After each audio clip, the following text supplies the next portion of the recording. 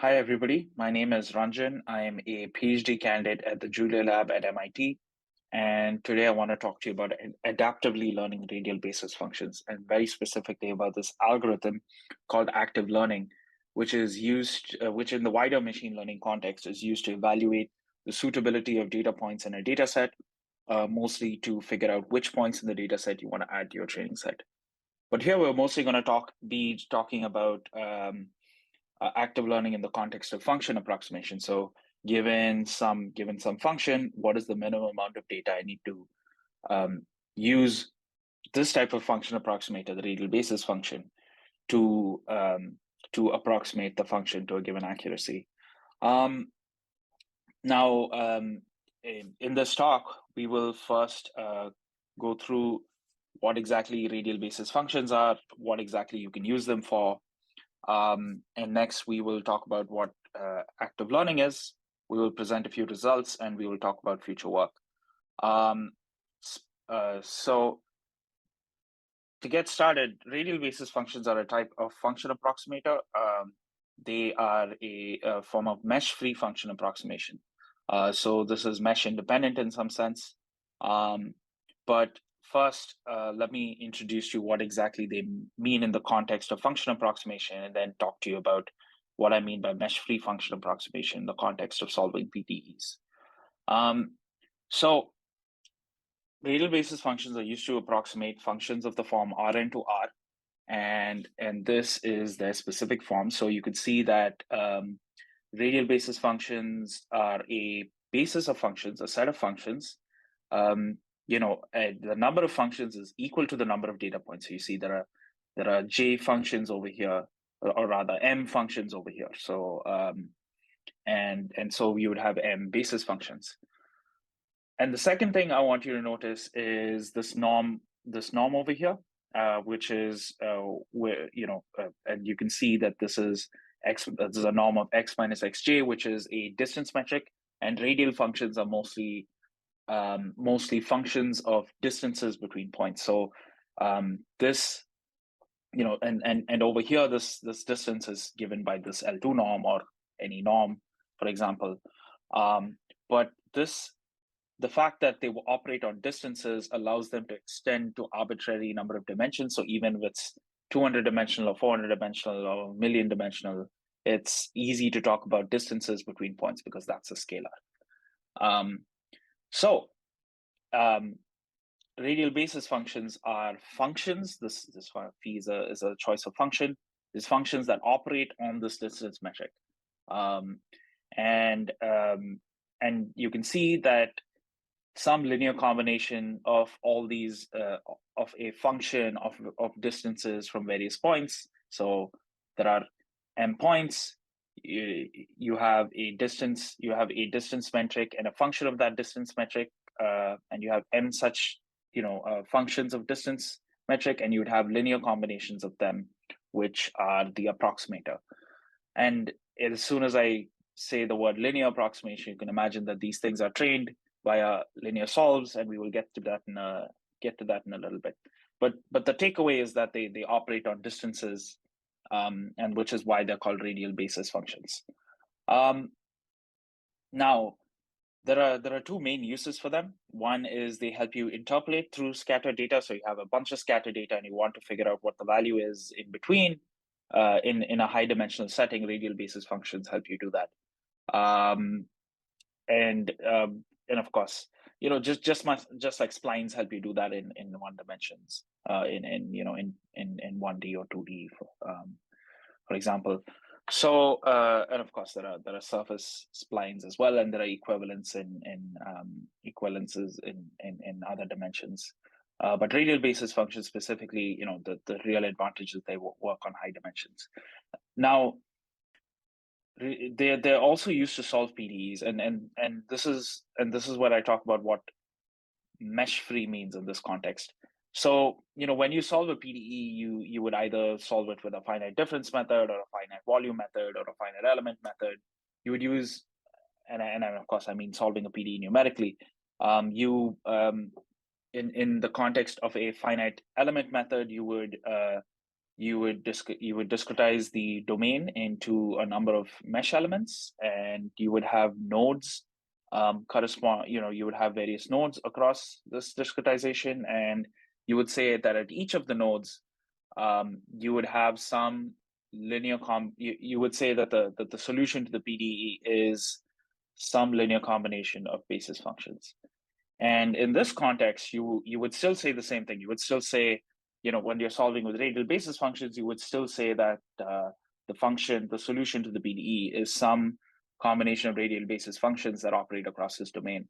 But the choice of points is not determined by a discretization. The choice of points can be arbitrary, or can be chosen by you, the designer. So you can choose any arbitrary number of points across the domain and enforce the operator. So you would, let's say you sample some, capital N points across the domain, in some domain specific manner that and these points are called collocation points, by the way. So let's say you have N collocation points, you would then enforce the operator at these N collocation points, and then you would enforce boundary conditions for some subset of these N collocation points, whichever are on the boundary. And so you'd say, okay, some operator of this combination of radial basis functions equals, the right-hand side, depending on what the PDE is. So now you would have constructed a linear system which is N by N, where N is the number of collocation points, or N plus N basically, which is the number of collocation points, and then you would solve a linear system to figure out the coefficients, and then you can approximate the solution at the within the space. All right, so that's how you'd solve radial basis functions that's how you'd solve PDEs using radial basis functions. Now there are various choices for this fee. So since these are basis functions, it could be any various types of choices for this. So let's go through a few of what these choices could be. So the simplest one is the linear choice. So this R is this distance that I was referring to, this norm distance that I referred to in the previous slide. And the simplest choice is to just make it phi of R equals R, which is just some linear combination of the distances. So that's the simplest possible radial basis function. And of course, there are more complex ones. But there are a class of radial basis functions that are parameterized by this variable C, which is called a shape parameter. Now, you could think of the shape parameter as a variable that can be tuned to control the shape of this radial basis function. So, for example, it's easiest to see in the Gaussian radial basis function case. So, if you look at the picture on the left, you'd see that the shape of this Gaussian radial basis function is controlled by this epsilon value, which is C over here actually. So yes, when you're trying to fit these things, and especially if the radial basis function that you're choosing has a shape parameter, you would, there's plenty of literature on figuring out what the optimal value of the shape parameter is. Some of it is just data dependent. So you could look at literature and say, depending on the spaces between your data points, you would then use some function of that to set your shape parameter. And of course, you could use some type of optimization to minimize some error to figure out what this C or epsilon should be. But yeah, so that's how you would fit. That's how you would figure out what the shape parameter should be. All right. So, and how do you train them? You, as I mentioned earlier, you fit a linear system. There are two ways to this is the code from Surrogates.jl. So if you look at this code over here, you'll see that a system is being fit. There's a matrix and there's this vector. This vector y is mostly the function values, but this vector d is constructed in this manner, which is literally the distances between the pairwise the pairwise which is a function of pairwise distances. And so you'd have a vector, you would have a matrix corresponding to to the radial basis function applied to the pairwise distances. Now, so in the linear case, because phi of r is just equal to r, you'll find that the diagonals are actually zero. That's what happens in the linear case.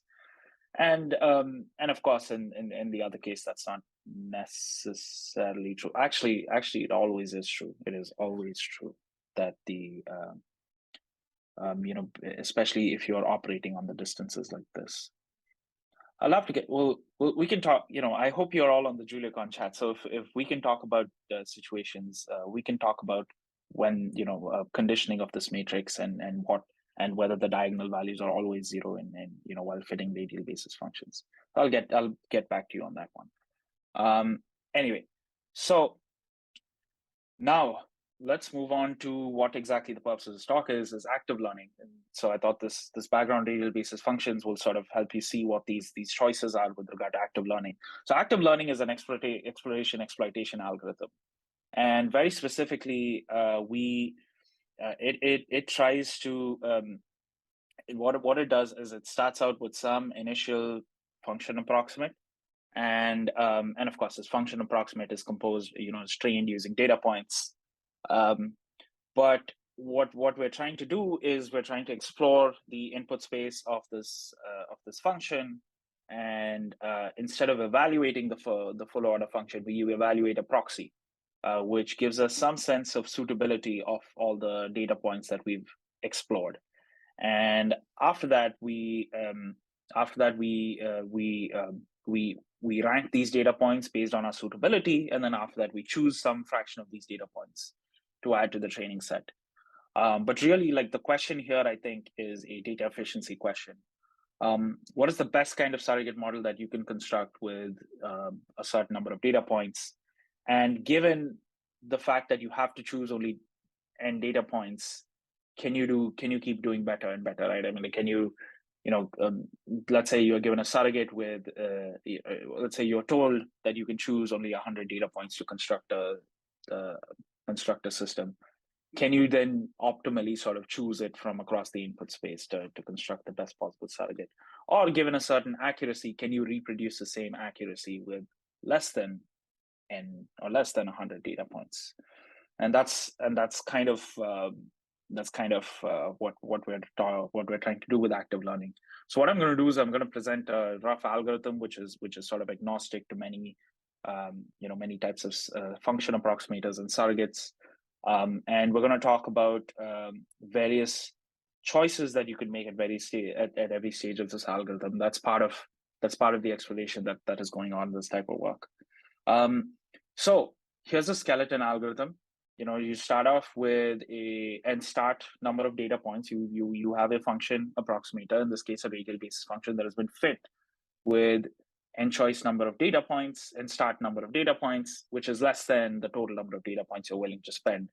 And what you're doing is at every iteration, you explore a certain number of data points, you use some sort of metric to rank these points, and then you choose the top points that go into the data set.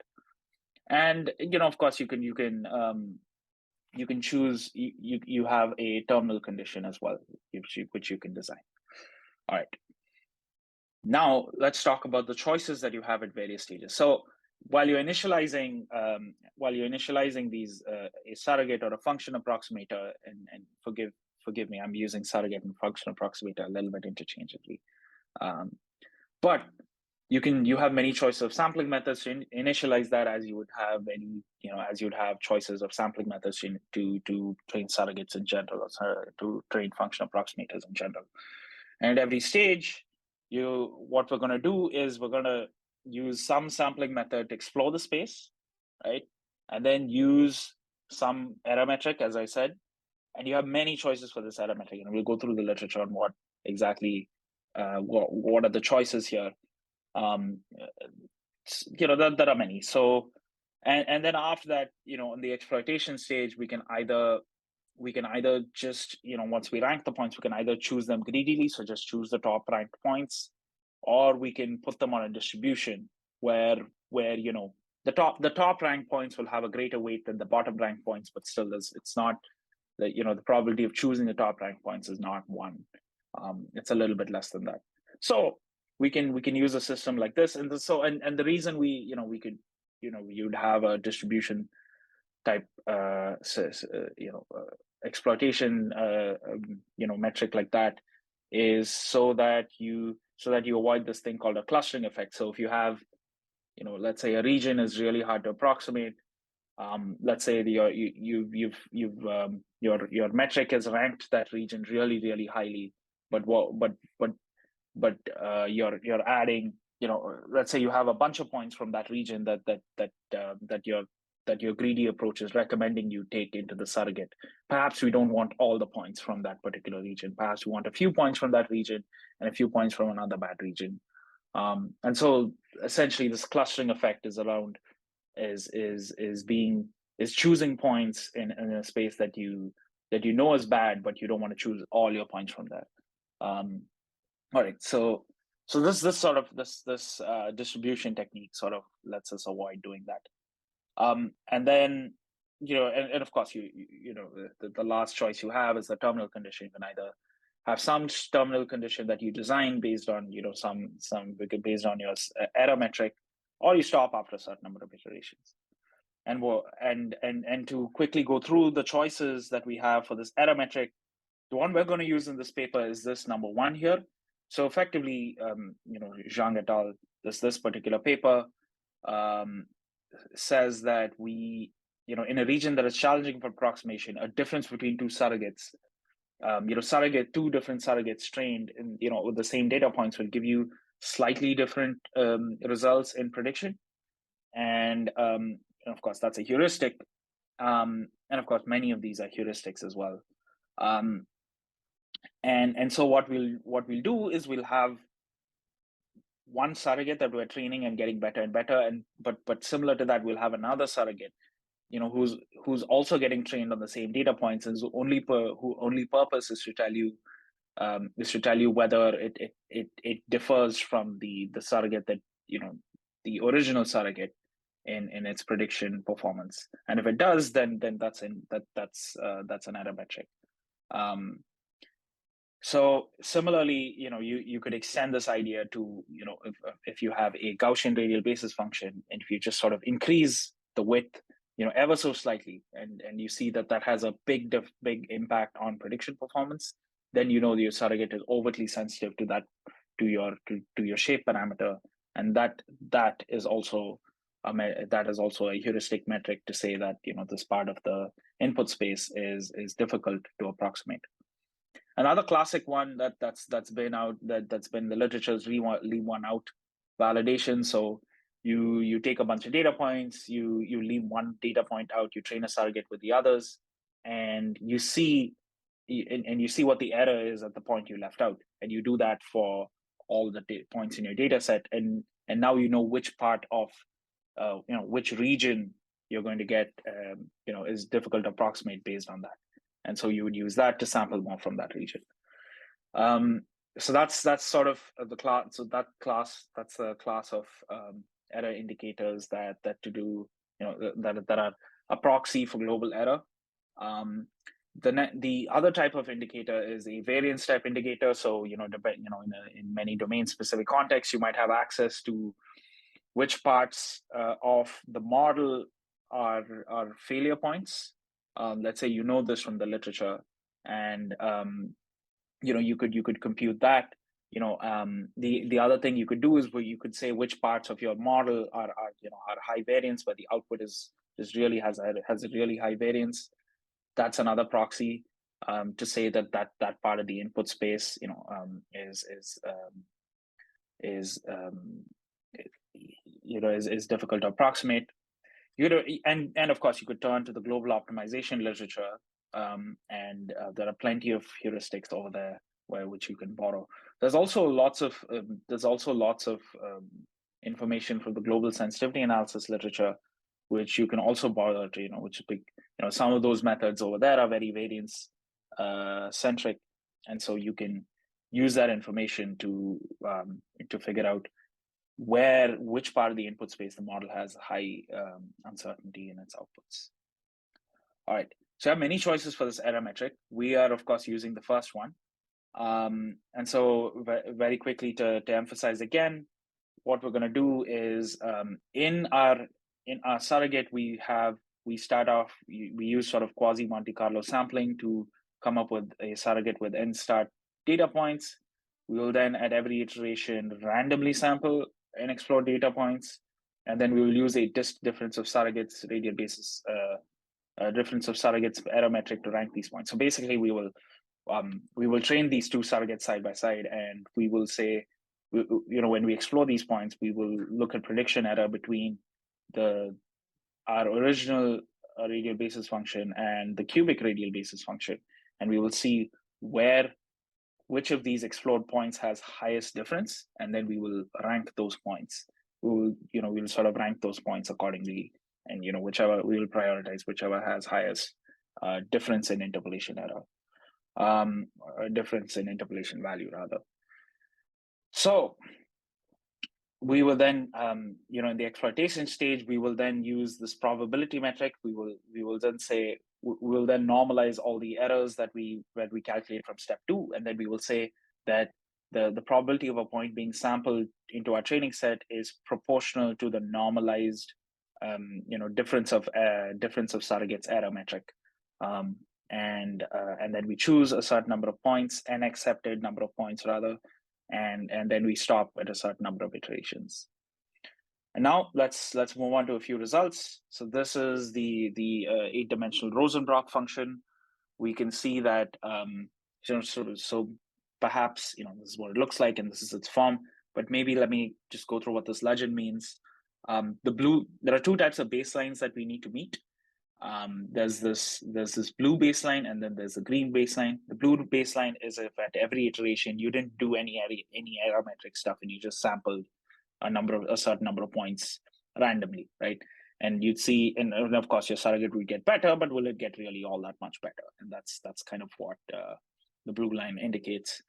The other one is the green line, which is just using quasi Monte Carlo samples. So instead of doing all this active learning stuff, can you just take n total number of points and just come up with a surrogate train, sort of sample n total number of points from the input space using some quasi Monte Carlo technique, and then see how well that surrogate performs. So really, why do active learning in the first place if you could just sample the space a priori?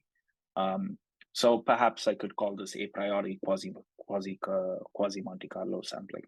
Anyway, so as you can see here, okay, and well, perhaps the two active learning metrics are the orange and the pink. The orange is if you just at every iteration you just take the top rank points greedily. You just take literally the top rank points without regard for the clustering effect. And the pink is if you try and avoid the clustering effect using this distribution idea that I was referring to earlier.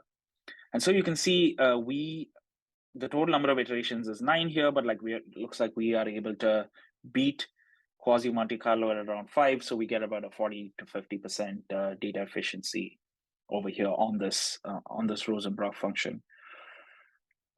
Next, we have the Grewonk function, which is also a standard benchmark function from global optimization. Actually, a lot of the functions here are standard benchmark problems in global optimization, because this sort of coming up with a universal functional approximator that is accurate in a global sense is similar to a global optimization problem. And over here you will see that there are active learning thing also within beats quasi Monte Carlo and uniform random sampling at about 40 to 50%, which is kind of nice. But this Grewonk function is sort of being sampled between it's not being sampled between -600 and 600 in 8 dimensions. So it's being sampled with a smaller range than that, a little bit less than 100, just to sort of show you, whether the algorithm actually works. More details on that soon. So the other function is the Ackley function. This is the third benchmark problem, and you can see that while we're doing better, we're not doing all that much better, and about 10 to 20% better. There are various choices for this. So it turns out that if you use a slightly different error indicator, this work tends to work better. But instead of using the other surrogate that I'm computing difference with, instead of using another radial basis function, I just used a completely different surrogate like Kriging, for example, and that seems to perform better than this actually. But of course, I put this one because I'm using the same error metric for all these results. All right, so these are the three sets of results. So it seems that the algorithm does sort of work. Then of course, one thing you want to measure is a correlation with global error, which I have not put here, but like we get pretty good correlation. If you look at compute the error metric, and you look at sort of compute the error metric across iterations, and you compute global error across iterations, you'll see that they are highly correlated. So one note I think to tell you how I come up with these convergence plots is I produce a sequence of function approximators, sequence of surrogates, and each surrogate in the sequence is evaluated against 10,000 test samples from across the space. So that's a good indicator of whether something's performing well or not. All right. In the future, of course, this is pretty, this work is just about starting out.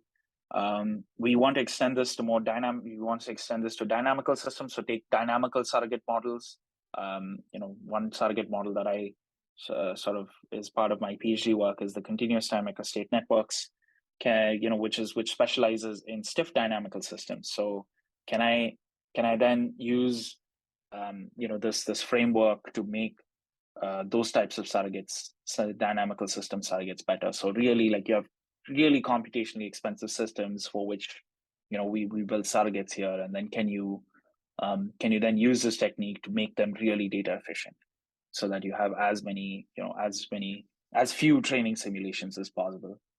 But really, like, since I told you there are many choices at various stages, the right thing to do is to just experiment with all the choices, right? So you have all these error metrics, add all the error, we should experiment with all the error metrics, and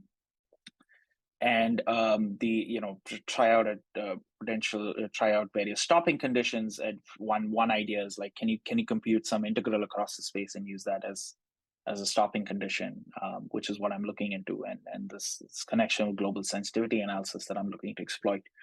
But yes, that's the system. So try all the things. Try more benchmark problems from the global optimization literature. Try more dynamical systems from various dynamical system databases, and sort of see which metrics work for which, and then try and understand why. And perhaps we could come up with a formalism of which heuristic to choose when. But otherwise, that's my piece. I thank you all for taking the time. I hope you have a great conference, and I will see you all in the chat. Thank you.